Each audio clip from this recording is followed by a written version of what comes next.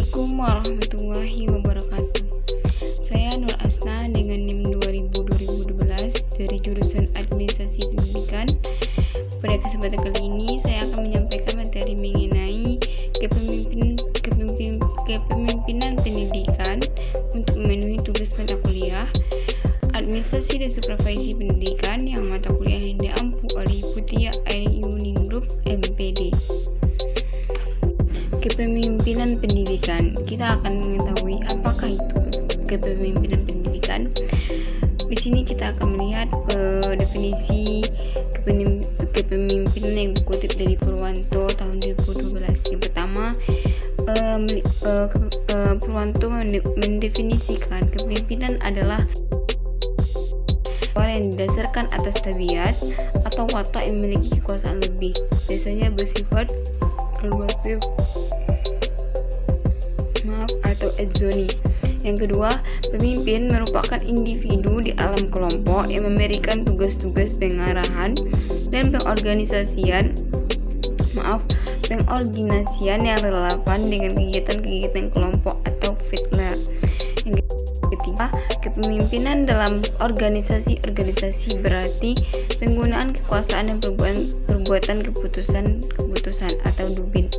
Yang keempat, hakikat kepemimpinan adalah penambahan pengaruh terhadap pelaksanaan mekanis pengarahan rutin dari suatu organisasi atau Cats and Cat. Ini menurut Cats and Cat. Yang kelima, kepemimpinan terjadi di dalam kelompok dua orang yang lebih dan pada umumnya melibatkan pemberian pengaruh terhadap tingkah laku anggota kelompok dalam hubungannya dengan pencapaian tujuan-tujuan kelompok. Nah, dari beberapa definisi tersebut yang dikemukakan oleh beberapa pendapat ahli, dapat disimpulkan kepemimpinan merupakan sekumpulan dari serangkaian kemampuan dan sifat-sifat kepribadian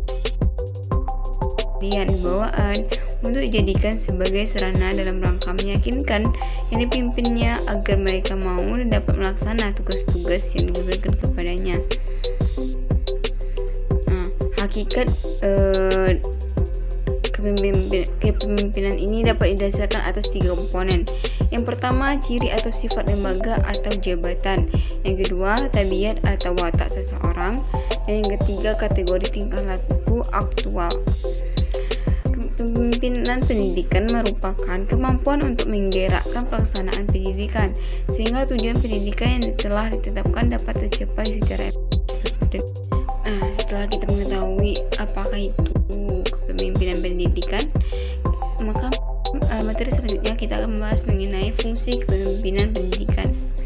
Menurut Sutopo dalam Prasetyo tahun 2004, ada dua fungsi kepemimpinan pendidikan berhubungan dengan tujuan yang hendak dicapai, antara lain yang pertama yaitu fungsi kepemimpinan pendidikan yang berhubungan dengan tujuan yang hendak dicapai, antara lain yang pertama memikir, merumuskan dengan teliti tujuan kelompok serta menjelaskan supaya anggota-anggota selalu dapat menyadari dalam bekerja sama mencapai tujuan. Yang kedua, memberi dorongan kepada para anggota kelompok serta menjelaskan situasi dengan maksud untuk dapat ditemukan rencana-rencana kegiatan kepemimpinan yang dapat memberi harapan baik. Yang ketiga, membantu para anggota kelompok dalam mengumpulkan keterangan-keterangan yang perlu supaya dapat mengadakan pertimbangan-pertimbangan yang sehat. Yang terakhir, menggunakan kesanggupan dan minat khusus dari anggota kelompok. Fungsi yang kedua yaitu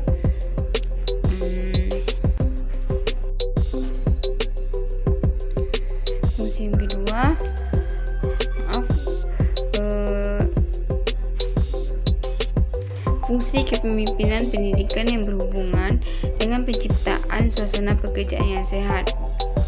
Antara lain yang pertama, memupuk dan memelihara kesediaan kerjasama di dalam kelompok demi tercapainya tujuan bersama. Yang kedua, menanamkan dan memupuk perasaan pada anggota masing-masing melalui penghargaan terhadap usaha-usahanya.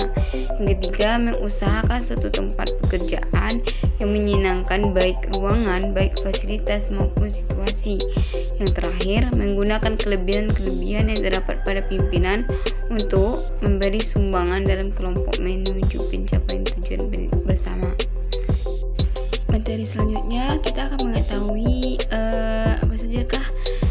tipe seorang pemimpin yang bentuk-bentuk kepemimpinan yang dapat dijadikan kepemimpinan dalam sebuah lembaga pendidikan dan sekolah. Itu yang pertama, tipe otoriter atau the autocratic style of leadership.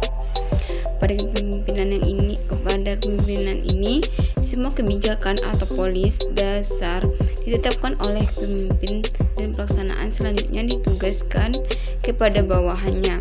Semua perintah pemberian tugas dilakukan tanpa mengadakan konsultasi sebelumnya dengan orang-orang yang dipimpinnya. Yang kedua, tipe laissez-faire style of leadership.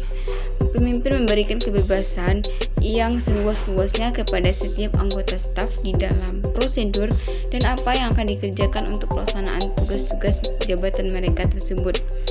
Yang ketiga, tipe demokratis atau democratic style of leadership. Dalam tipe kepemimpinan ini, seorang pemimpin selalu mengikutsertakan seluruh anggota kelompoknya dalam mengambil keputusan. Kepala sekolah yang bersifat demikian akan selalu menghargai pendapat anggota atau guru-guru yang ada di bawahnya dalam rangka membina sekolah. Sifat kepemimpinan yang demokratis pada waktu saat ini terdapat lebih dari 500 hasil riset tentang kepemimpinan. Jika bahan itu dimanfaatkan dengan baik, maka kita akan dapat menggunakan sikap kepemimpinan yang baik. Dalam hal riset tersebut menunjukkan bahwa untuk mencapai kepemimpinan yang demokratis atau aktivitas pemimpin harus yang pertama meningkatkan interaksi kelompok dan perencanaan kooperatif. Yang kedua, menciptakan iklim yang sehat untuk perkembangan individual dan memecahkan pemimpin-pemimpin yang potensial. Untuk materi selanjutnya kita akan mengetahui gaya kepemimpinan kepala sekolah. Seorang pemimpin dapat melakukan berbagai cara dalam kegiatan mempengaruhi atau memberi motivasi orang lain untuk mampu melakukan berbagai tindakan yang selalu tercapai pada tujuan bersama. Cara ini mencerminkan sikap dan pandangan pemimpin terhadap orang yang dipimpinnya, dan hal itu merupakan gambaran gaya kepemimpinan. Kepala sekolah sebagai seorang yang diberi tugas untuk memimpin sekolah bertanggung jawab atas tercapainya tujuan, peran, dan mutu pendidikan di sekolah.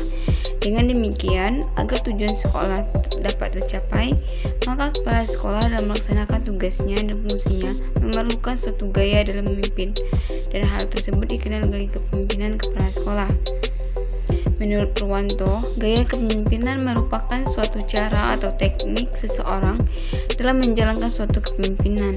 Gaya kepemimpinan dapat pula diartikan sebagai norma perilaku yang digunakan seseorang saat mencoba mempengaruhi perilaku orang lain seperti yang dapat dilihat.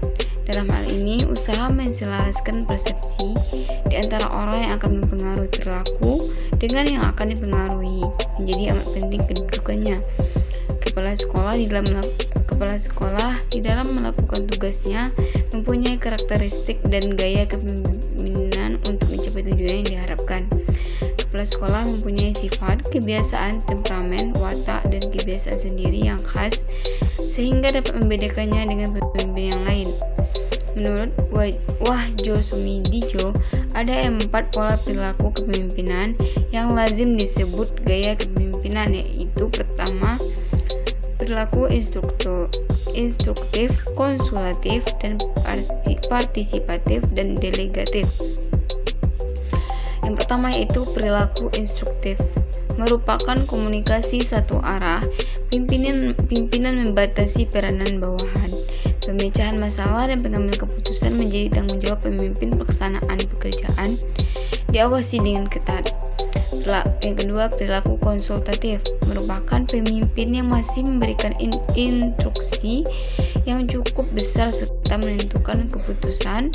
Diharapkan komunikasi dua arah dan memberikan suportif terhadap bawahan.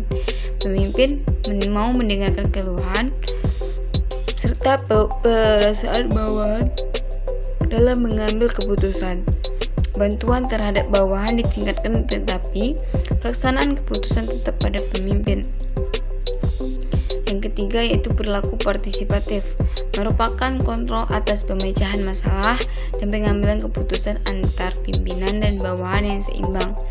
Pemimpin dan bawahan juga sama-sama terlibat dalam pemecahan masalah dan pengambilan keputusan. Komunikasi dua arah makin meningkat. Pemimpinan mendengarkan secara intensif keluhan bawahannya. Keikutsertaan bersama dalam pemecahan dan pengambilan keputusan makin bertambah. Selanjutnya yaitu perilaku delegatif, merupakan pemimpin mendiskusikan masalah yang dihadapinya dengan bawahan dan selanjutnya mendelegasikan pengambilan keputusan seluruhnya kepada bawahan.